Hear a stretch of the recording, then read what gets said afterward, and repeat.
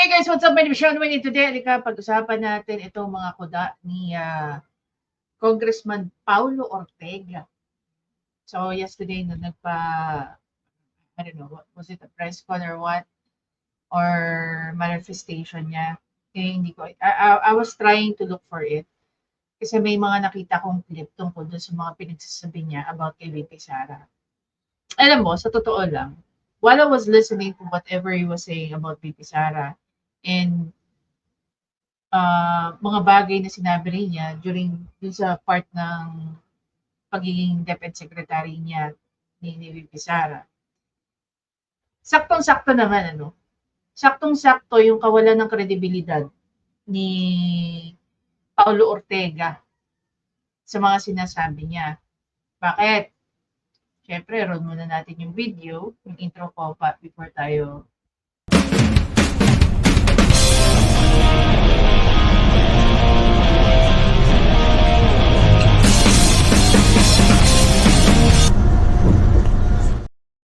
ayun. So, pakita natin na malaki. So, dito, may pinost ang Pilipinas Today. No? Sabi ni La Union 1st District Representative Paulo Ortega V. No? 2 Pasko ang lumipas na nalustay niya ang pera ng bayan. Para siyang Santa Claus ng OVP at DepEd na namimigay ng pera na pinaghihirapan ng taong bayan. Pero hindi pinapamigay, mukhang binubulsa pa. So, dito sa statement ni Congressman Ortega, kung titignan mo nga naman yung laman ng utak niya, pasok na pasok din sa laman ng mukha niya. 'Di ba? Apakapangit. Unang-una, hindi nga nila napatunayan na nilustay ni VP Sara yung pera. That's number 1. Number 2, hindi po trabaho ng House of Representatives ang pag-audit. Gaya nga rin sinabi ni VP Sara dun sa video na ipapakita ko sa inyo. Ang trabaho po ng House of Representatives ay gumawa po ng batas. Now, dito sa mga ginawa nila sa Committee of Good Governance. Ano kayang batas ang gagawin nila sa pag-iimbestiga kay VP Sara tungkol sa kanyang confidential fund between OVP at saka DepEd? Imagine niyo, yung first sentence niya, 2 Pasko ang lumipas na nalustay niya ang pera ng taong bayan. Ano ang hawak nito ni Paulo Ortega para sabihin niya yung mga sinasabi niya dyan? Sabi niya pa rito, pero hindi pinamigay, mukhang binulsa pa. Hindi mo na kayang patunayan yung una, nilagay mo pa yung sarili mo sa lalong matindi kapahamakan. Ito ba yung klase ng kongresista gusto ng La Union, 1st District? Ha? Kung anong basura, kung anong pagkabasura ng isip niya, yun din ang pagkabasura ng pagkatao niya rito. Para mag-isip siya ng ganyan. Diba? Wala kayong napatunayan. Alam niyo kung bakit wala kayong napatunayan? Kasi while you were doing that investigation, while you were doing that hearing, ino-audit pa rin yung confidential fund ni VP Sara. No ultimo ang COA, hindi nila mapatunayan sa inyo na may pagwawaldas ngang ginawa si VP Sara. May it be budget niya, may it be sa DepEd or sa OVP. At tama rin naman si VP Sara. Imagine niyo itong statement na to, sinabi niya to December 9, 2024. May papakita ko sa inyong video. Interview to kay VP Sara. Punta natin. Ito yung sinabi ni VP Sara tungkol sa budget niya ngayong 2024 before siya nag-step down. The first, okay, for DepEd, the first and second quarter, may credit notice na yon. Ibig sabihin, cleared na ang buong pera. Diba? Ewan ko lang kasi sinasabi ko ng mga congressman, of course, hindi nila sinasabi, diba? Because they're... First and second quarter, ayon kay VP Sara, this was posted November 26. Cleared na po yung first and second quarter. Ibig sabihin, malinis na yon. So, ang ina-audit po yung third quarter. Under po sa kanyang leadership. And yet, ang pinupukol kay VP Sara was only about the confidential fund. Yung mga nakaraan niyang confidential fund. Pero about dito, hindi nila binabanggit. Now, ang tanong ko, after nyo marinig to kay VP Sara, sa tingin nyo, ano kaya pinangahawakan nito ni Paulo Ortega para sabihin na nilustay? Nilustay at saka, ano yung isa pang term niya? Ibinulsa. Yung pera ng DepEd at saka ng OVP. Ito gusto kong mangyari diyan kay Congressman Ortega. Gusto ko siyang masampalan ng katotohanan. Na yung mga pinagsasabi niya, hindi walang basehan eh. Hindi binaback upan ng kahit anong evidence eh. 'Di ba? Puro lang pagkukuda. Kanina umaga gumawa lang tayo guys ng reaction video sa proposed bill ni Attorney Migs Talon Nograles about sa disinformation. Ayan, kasama mo sa loob ng House of Representatives. Di ba pagpapakalat ng disinformation yan? Masasampulan mo ba yan kung sakali man maging batas yan, which is alam naman natin imposible? Tuloy tayo. Because they want to present their own narrative. Tapos na yun.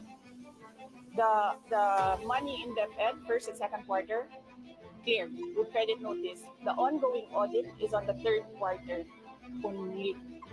And it's ongoing. So you cannot question an ongoing audit.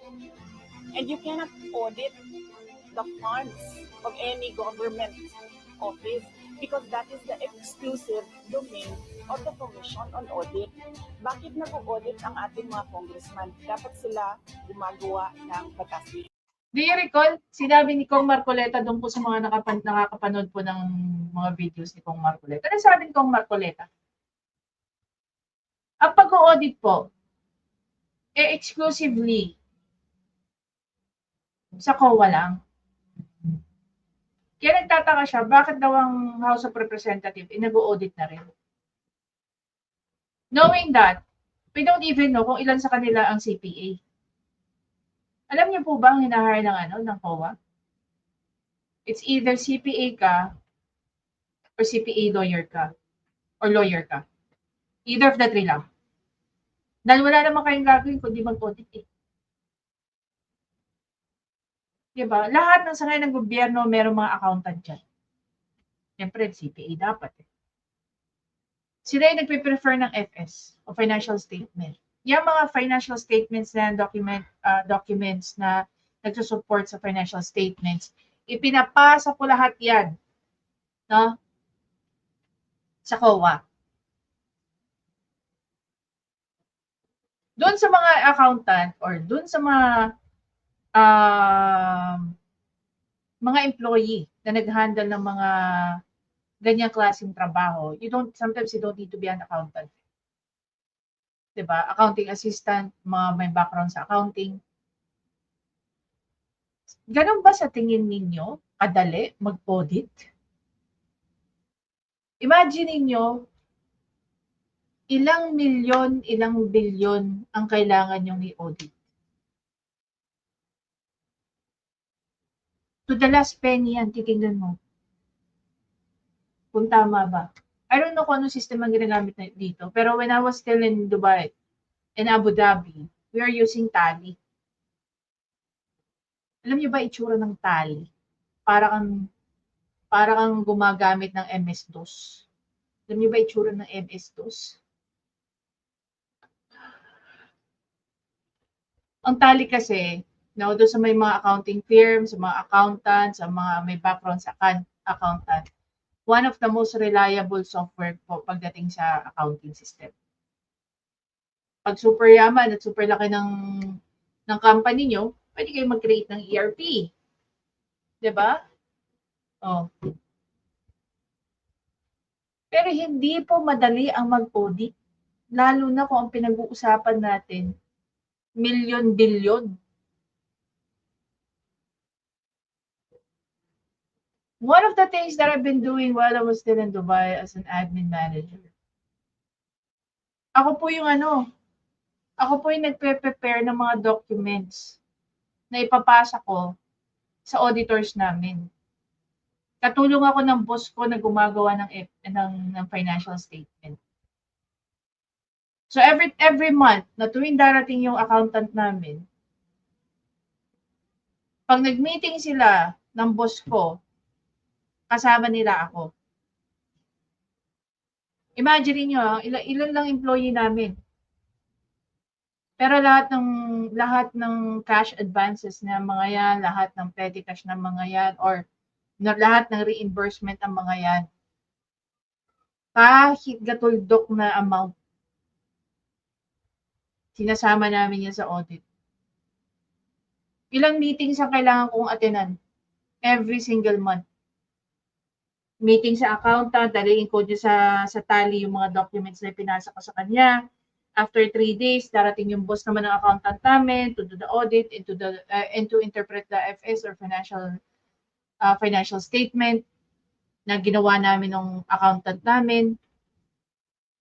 Kasi yung accounting firm na hinar namin before, kahit wala pang VAT ang UAE, talagang every month nag-aano yung accountant namin. And I've been doing that for a very long time. Alam niyo ba kung magkano lang iginagastos namin? Sa 100,000 lang. Ito, million. Million ang pinag-uusapan natin, guys.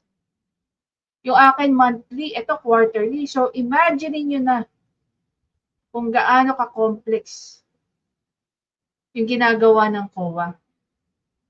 Tapos, kung umarte itong mga taga-House of Representative, akala mo napakadaling ng trabaho ng mga taga-COA or anyone na nagpa-function as an auditor or even accountant. Diba? Preparing the document itself is already challenging. Going through it, lalong-lalo na pagka halimbawa, ako, nagpasa ako ng document sa COA. Yung mga taong kasama ko sa opisina, alam namin kung paano nagastos yung pera. Paano umikot. Yung mga taga-COA, tatanggap lang yan ng magre-rely lang sila doon sa mga documents na ipinasa sa kanila. So there's always a possibility na pwede silang matanong ng COA. It is the same thing na nararanasan ko with my auditors and with my accountant. Tinatanong nila sa akin, bakit itong invoice na to gusto mo tawag dito? Ba't itong invoice na to ayaw mo muna ipa-recognize for this month? Bakit itong purchase order na to hindi nyo pa nire-recognize for this month? So lahat yan may kwento. Hindi lang namin ginagamit yung notice of disallowance, pero we're somewhat like, meron ding mga ganun. Normal po na magtanong ang mga auditors. Kasi hindi naman nila alam yung mga kwento eh.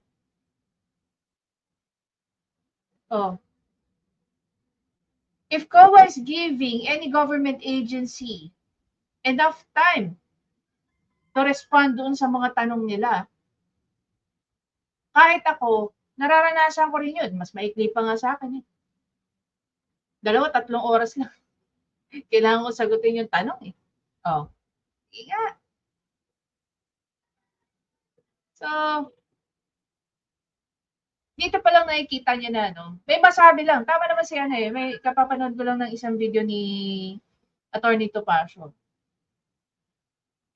Yung mga nakasulat sa loob ng impeachment complaint, mema lang. Mema sabi lang. Same goes itong sinabi ni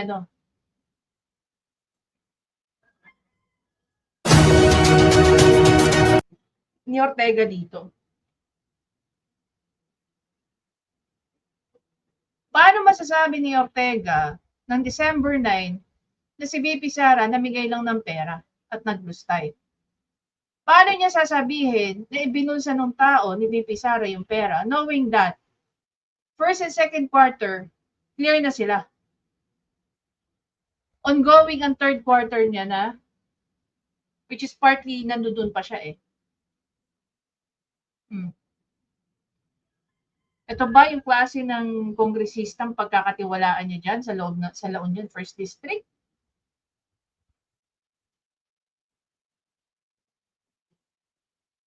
Nauna nang sumagot si VP Sara and yet nagkaroon pa rin siya ng audacity to say something like this.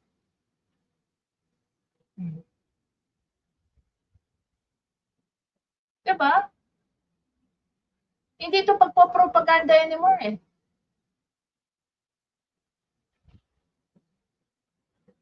Kung Ortega, akala mo nasisira mo si VP Sara sa mga pinagsasabi mo, sirang-sira ka na dyan sa sinabi mo. Sirang-sira ka. Sinira mo sarili mo.